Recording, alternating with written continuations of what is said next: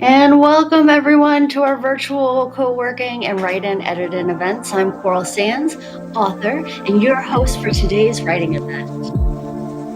And I'm Ansley Ashe, author and co-host for today's writing event. To keep myself accountable, I love write-in events. I want to warn you though, when I host, I post prompts followed by short bursts of break time so it can really be productive. Think of this as a 1-hour marathon of working on your story. This is live on YouTube, but feel free to watch the VOD afterwards so you can pause if you need more time. While you're at it, don't forget to like, subscribe, and do all the fun algorithm stuff. We have some upcoming writing events on our Writing Quest YouTube channel. Next time we go live, it's going to be September 21st at 11 a.m. Central. And then we're going to be going live twice in October, October 5th and October 19th at 11 a.m. Central. We post all of our upcoming events on our Facebook group called Writing Quest. We'll leave a link in the description. But today, we wanted to tell you a bit about our contest that we are running until the end of August. But stick around until the break to find out more. All right, let's start with a 5-minute sprint to get our creative juices going. Paul, do you want to explain it? So for our prompt, we're going to use the word glitch. It's an informal word referring to an unexpected and usually minor problem. It's used especially for a minor problem with a machine, device, or computer. Let's have fun with the word glitch and dive right in. 5 minutes, and let's get those juices going.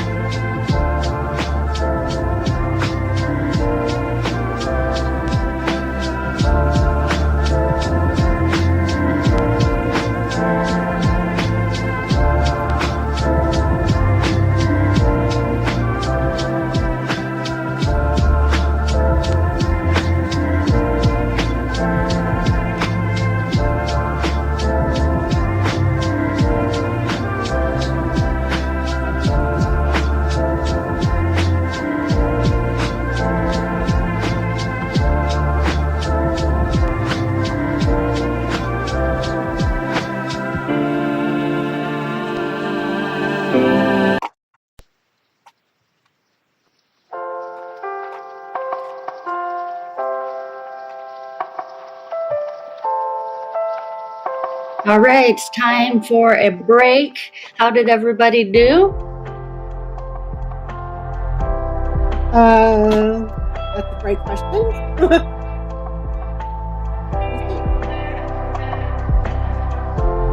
I actually got about 180. I got 108. So yeah. Okay, well, you're gonna have an easier time turning yours into a drabble. Maybe this one Yes. can't be a drabble. Maybe it'll have to be something a little longer, but I was very caught up into like what's happening with my person's cyborg implant. Oh. And he's trying to figure out what's happening to him. Like, yeah. Okay. Speaking of drabbles, did you want to tell everybody what a drabble is? So a drabble is 100 words. And Writing Quest is having a contest. We'll leave a link in the description to enter. The contest closes August the 31st. So at midnight on August the 31st, you have literally Central Standard Time. So you literally have, all of that time to get here, write a word, write a 100-word story. Anybody who's not related to me, anyone in my household, or anyone associated with Writing Quest is eligible to enter. And yeah, we're just looking for 100-word stories, and the top 3 are going to get published. We'll have a winner and at least 2 honorable mentions, is what we're promising. And I'm so excited to be a judge.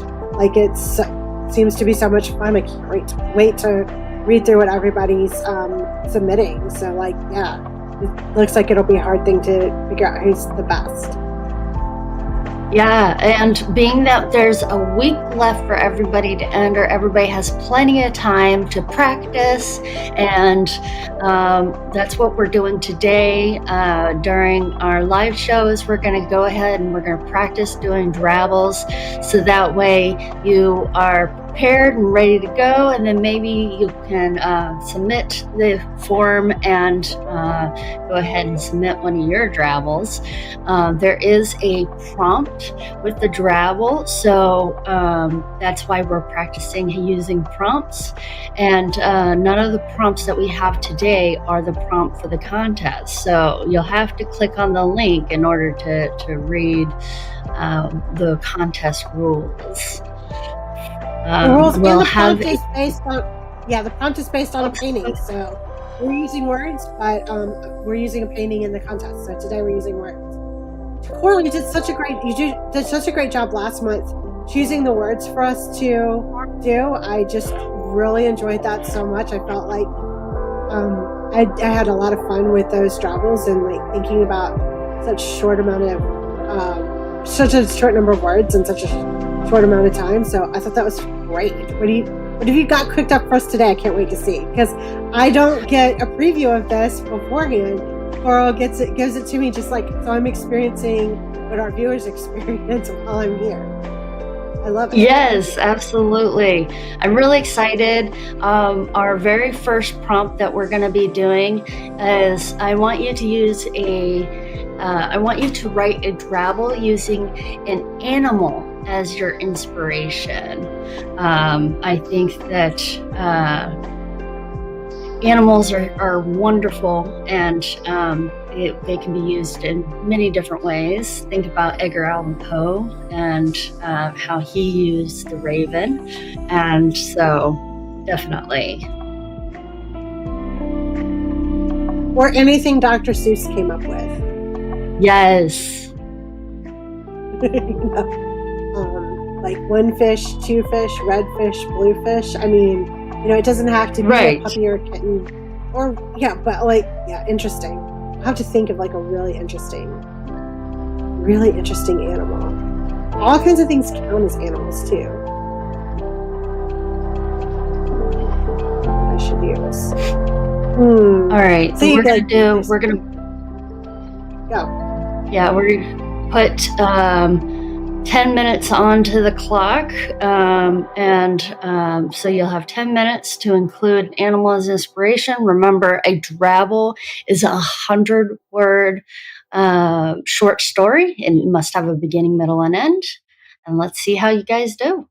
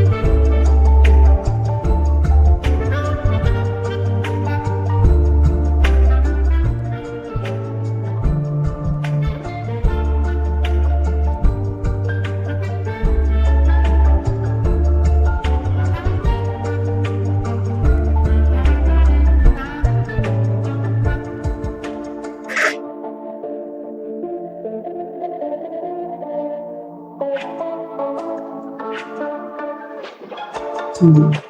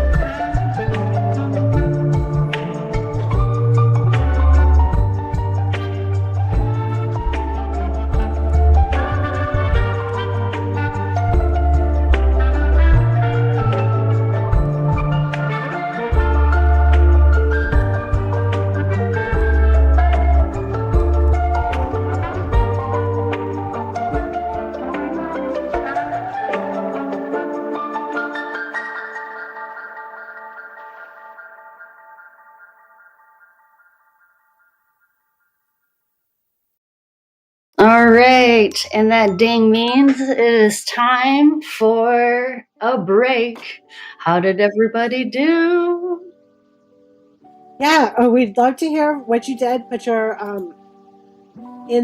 put your word counts and anything else you want to share with us in the comments down below. We'd love to read them. I do go through and read every single one of them, so I'm really happy to do that. I got 120. I've been editing words out of this. I ended up with like 140 to start with, and I'm like editing Nice. words out. So like we're trying to get this down. I did mine on a raccoon, and he's a raccoon who's under surveillance by a science team. I don't know what they're doing with the data, and they tried to catch him, and now he won't come back to their like little spot. So he's figured them out. That's right. I got 92 words, or 98 words, excuse me. So it's 2 words from 100. So almost there, but also mine didn't really have it's missing a climax, I think.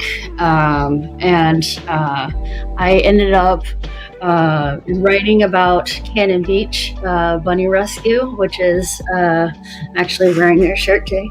Yeah. And so, because I went and visited there recently and actually got to go down and see the bunnies that are living on Cannon Beach, it would, I think that it's been something that's been on my mind, and those poor bunnies, they need all the help they can get.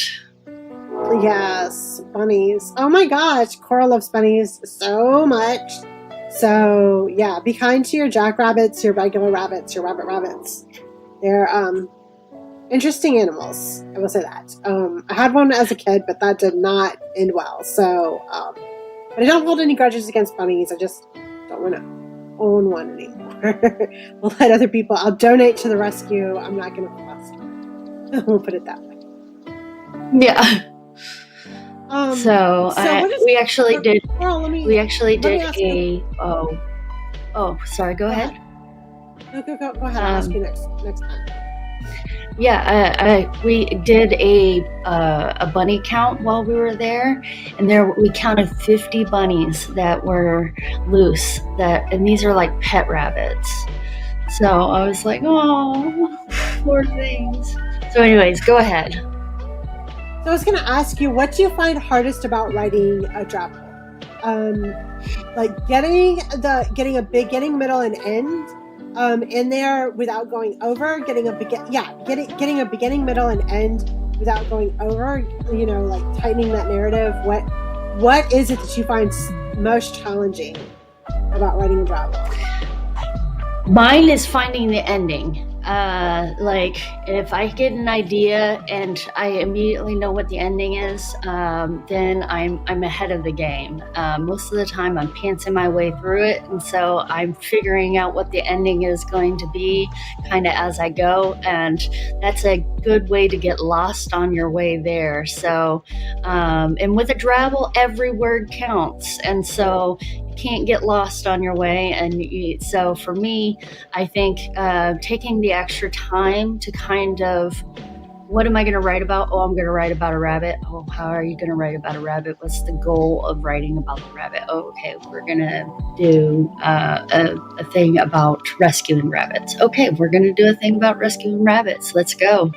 And then it's all about trying to get that end into being something that's satisfying. Okay. One way, I think.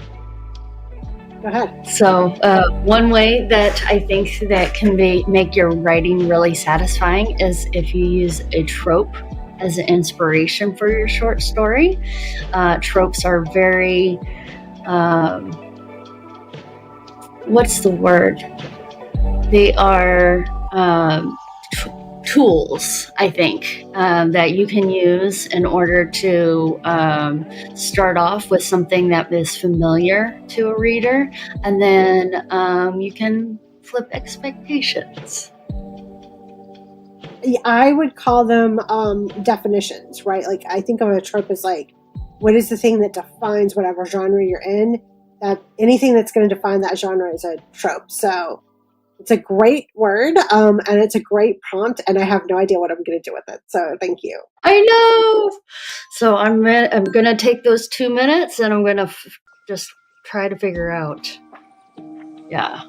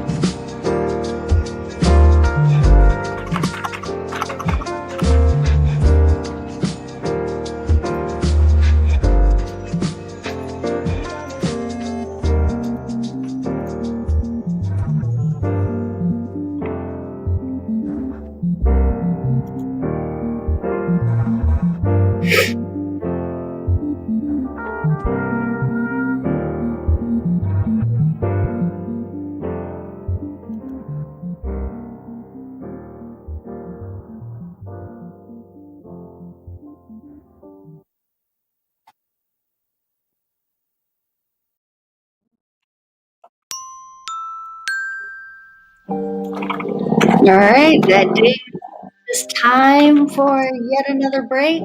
How did everybody do? Yeah, please. I am at 107 words. Please put your word count in the description down below. Nice. Let's know. I'm at 107 words. Again, I'm at that 135. Seems like that's where 130 words today is where I'm stopping. I'm like, oops, too many, and I have to cut ideas, and I'm having to cut stuff down. But I'll get it. I'll get it. I'll get it. Yeah, I had 87, so I could have kept going. Did you get a beginning, middle, and end? Like, I think that's the No, hardest part. Is getting I left off with a cliffhanger, and so I'm thinking maybe that might not have been the right way to do it. But yeah, I went with a little bit of a mystery at the end. Oh, well, but that'll keep them reading, right? You'll turn it into like the next one and the next one and the next one. That would be Exactly. Yeah. So, for me, it's the I have so many ideas, and I just like put them out there, and then like having to tighten it up. And I'm clearly. So I think it was easier to write the drabble because we're coming to you live a little bit later in the day than we normally do. I think it was easier a little bit earlier in the day for me to stay because my words don't come as easily in the mornings as they do in the evenings, and I am now in evening writing mode, and the brain is just like, ooh, all the words, all the thoughts, all the things, and it's so fast, it's hard to slow down. And I think that's mainly one of the reasons why I'm struggling. Because I feel like last time I would go over like 110, 120, and this time I'm like 135, 140 every single time. So I don't know what that means. I think it's good to go a little bit over though, because then you can edit things down, and so I think that's a good thing. It's better than having too little words, I think, because then at least you have like all of your beginning, middle, and end. You know. Maybe that may be true, because like I'm thinking it may be harder to add a twist in when you only have like 10 words. What's a freaking 10-word twist you can add in there? I think you're right. I think that maybe is a bigger challenge. But it's maybe also a challenge worth having. You know, like maybe it is something I need to do, but I don't know if this is the moment I can do that. I would love to have that problem and see like if that's a different creative challenge. You know? Yeah. I love that for us. I think that these are great writing opportunity for writers of all, whether they're beginning, intermediate, or expert writers. It's a great tool to practice your craft, because if you can make a drabble, then you can make you can do one page, and then if you can do one page, you can do 10. If you can do 10, then you can do 100. So I think that. And if you're able to keep that beginning, middle, and end throughout the thing, you're gonna have a story that's much more interesting. Agreed. I think it's a great way a great size to hone your craft in. I definitely would agree with that, and I definitely agree. Like all skill levels can definitely benefit from it. Should probably spend a little bit more time with them. So, yeah. And they're fun. I mean, I think that's maybe the best part about this is like it's fun. It's not so few words that it's just enough words to be challenging without it being so few words that I don't know what to do with it. So I'm enjoying it. I'm enjoying Me too. it. And it's good to stretch. It's so much fun. It's good to stretch. It's good to stretch yourself. So, okay. Oh, using a memory as inspiration. The next prompt is up. Tell me a little bit about that. What inspired you to use a memory? That's such a great... Well, I wanted to do something that might evoke emotions. And so since we did emotion last time, I wanted something that would evoke something strong. And I've been over in Portland for a little while. And so seeing an old place that I used to live. And so it definitely brought back memories and feelings and nostalgia. And I think that using a memory as inspiration doesn't have to be an actual memory. Could be a fun way to create a drabble. I use this for my novels. Why not for a drabble? So, fun prompt. All right, let's see what we got. All right, dive in, everybody. Let's do this.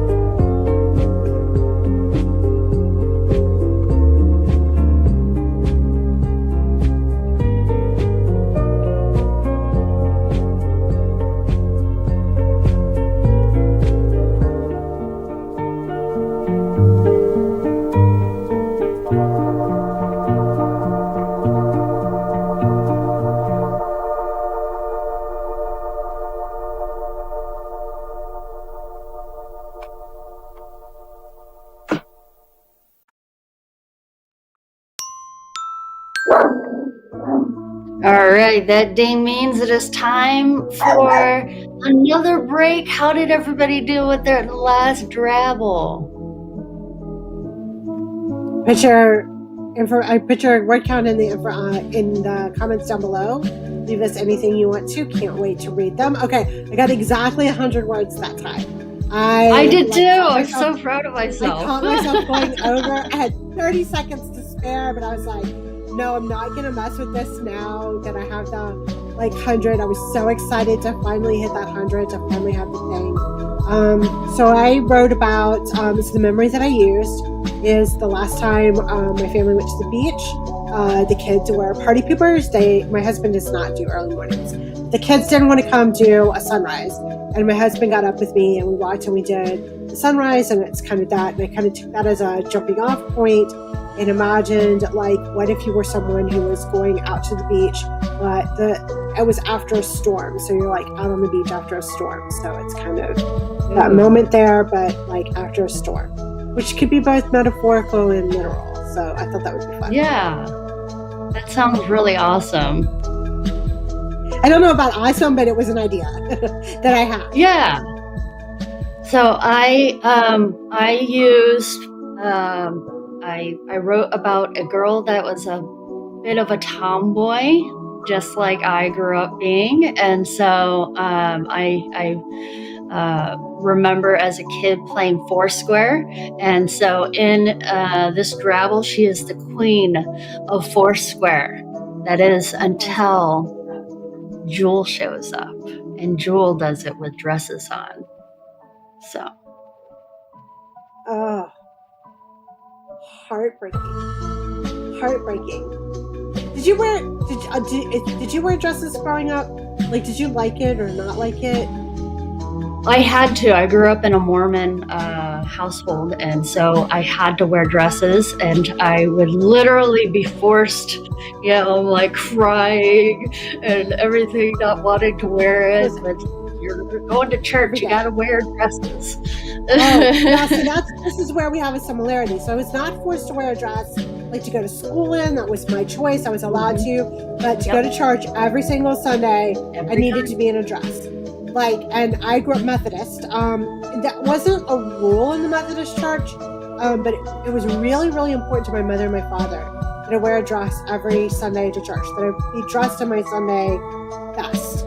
And I really hated wearing dresses. And so, when I went to college, I didn't wear a dress. And now that I've been an elected library trustee, these are nonpartisan offices, and my husband is on the school board, I now have functions that I go to where the dress, it's less expensive to buy a dress than it is to buy a nice pantsuit. So I buy the dress because it's less expensive. And I find it's just very strange to be wearing a dress. and I have different feelings for it as an adult, but I wouldn't say I find it as an enjoyable experience. Yeah. I wish that for me, that just hit so home. It's can you do it in a dress? Come on. Right? Jeans or pants or something. Sweat, anything. Yes. You gotta put that in a dress. You ruined my experience. Yeah. So, yeah, I really felt that really hard. And so I feel like I had to be a certain way. And then if anybody could be themselves and do the things that I wanted to do, that was unfair to me, because that wasn't something that I was able to do. So until I was older and able to do it on my own. That's what adulthood was all about. It's leaving all of that behind. It's just okay, I see that now that those of us who perpetually go over, Coral knows me so well. Let's edit a Drabble. So I guess I'll go grab one from earlier and edit it down. Yep, we're going to edit a Drabble. Now's the time to do it. We're going to spend some time just really getting out, because I know that you have a few really good gems in there, and so we just need a little bit of extra time to get them exactly at 100 words. So I won't use this last one, but I will. I got to figure out which one I want to do. Maybe a trope or I could do the animal one because that one didn't feel like it had a beginning, middle, and end. I don't know. We'll have to figure this out. We'll have to Let's figure it dive out. in. I can't wait to see. Yeah.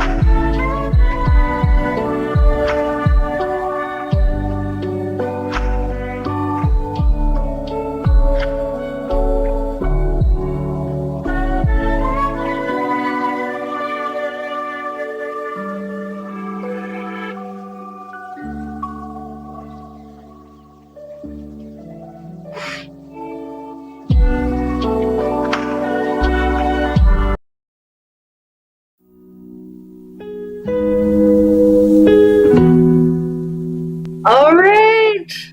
That means time is up, everybody. How did you do? Put it into the chat. So, you want to read your drabbles. Okay, so I went back to my animal one for the raccoons. I had 120 words. We were editing it down. I realized maybe you don't know that it's a raccoon, so I had to make that. We're now down from 120 to 113 words. So like we're working on it. we're getting there. But I think I know how to finish this up. I only had 100. I was only 7 words over on my tropes one, and I felt like that was not going to be enough of a challenge, so I tried the bigger one. And for those of you who don't know, I believe in splat. Like, just go freaking splat all over the place. Your fiction is the best place to fail. Like, get used to failure, get used to picking yourself back up and addressing it again, because it's the safest place for you to fail. And by figuring out how to fail at something and solve your problems, what you're going to figure out how to do is, if you don't have the answer to an IRL problem, you're going to figure out how to come back and think about it and take another bite at it until you do. Problems are for solving and failures for learning, and just go splat and try hard. And if you don't make it, you can always try again. That's what I love so much about fiction writing. That is what I love most about fiction writing, is it's such a safe place to fail and to be creative. Okay, what about you? How did you do? Now that I've talked to I went back to the trope one, and my chosen trope was moving to a girl moving to a small town, and in it I had a